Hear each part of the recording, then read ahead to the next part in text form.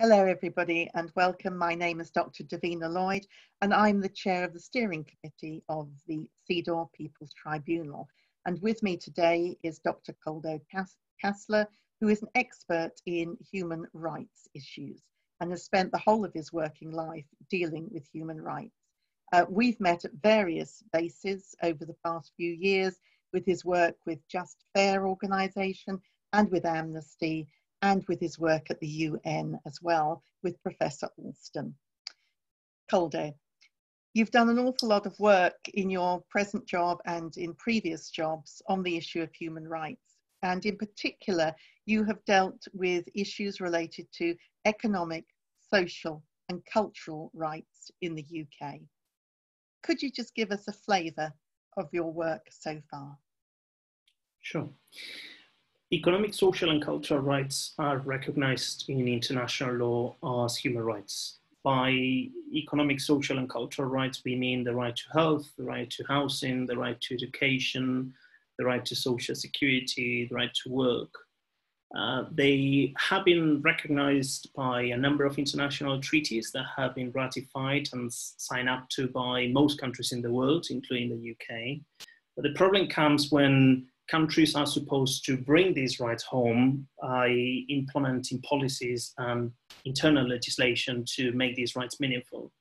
And that's unfortunately where we see the gaps. There is a big, distance between formal recognition of socioeconomic rights in international law and actual practical enjoyment of these rights on the ground. So my research and my work as a practitioner and as an academic is to highlight those gaps between what the letter of the law says in international law and how people actually enjoy these rights or do not enjoy these rights.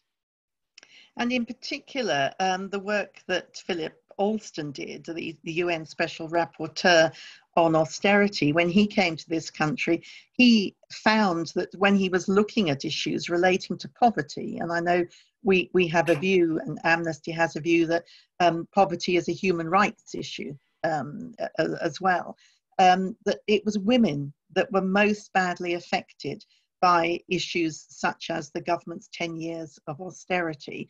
And certainly I've been with you at conferences when a number of women from all over the country of all different ages and types have expressed their issues in relation to economic well-being, where they have been impacted because the government did not take them into account.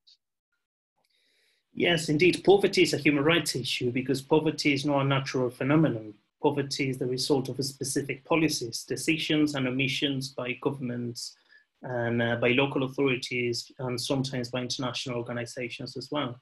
So in November 2018, the UN Special Rapporteur on Extreme Poverty and Human Rights, who is an independent advisor of the United Nations on issues related to poverty and human rights.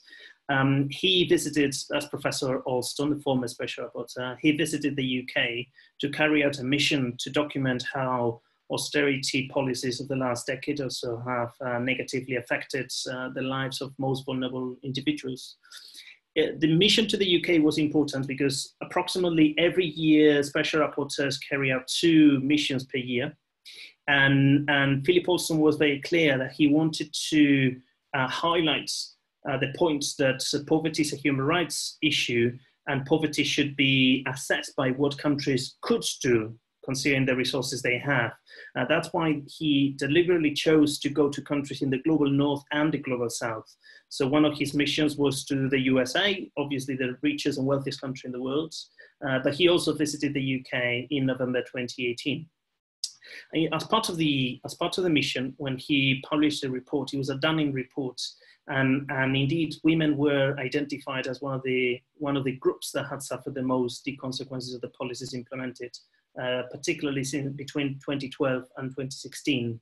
The so-called welfare reform package of benefit cuts, benefit freezes, benefit sanctions had a disproportionate effect on women at risk of greater harm, disadvantage and discrimination. And that is highlighted in great detail in that report. Yes, it is. And in fact, I think he did use the word misogyny in respect to our government and our government felt he was being a bit political in the use of that word.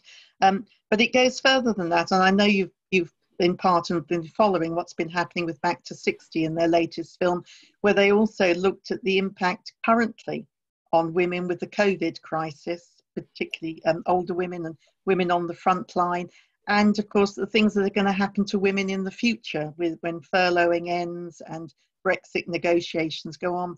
So it's from my point of view and from the CEDAW People's Tribunal point of view, it's even more important that we highlight these issues of the discrimination that happens to women and actually try and get this gap between what the UK has signed up to. You know, this was ratified, as you know, CEDAW was ratified in the 1980s by Margaret Thatcher, but there's a huge gap when they are examined between what they have signed up to and what they actually do. And it's that same gap that you've pointed out already in the work that you've been doing. Yeah, absolutely.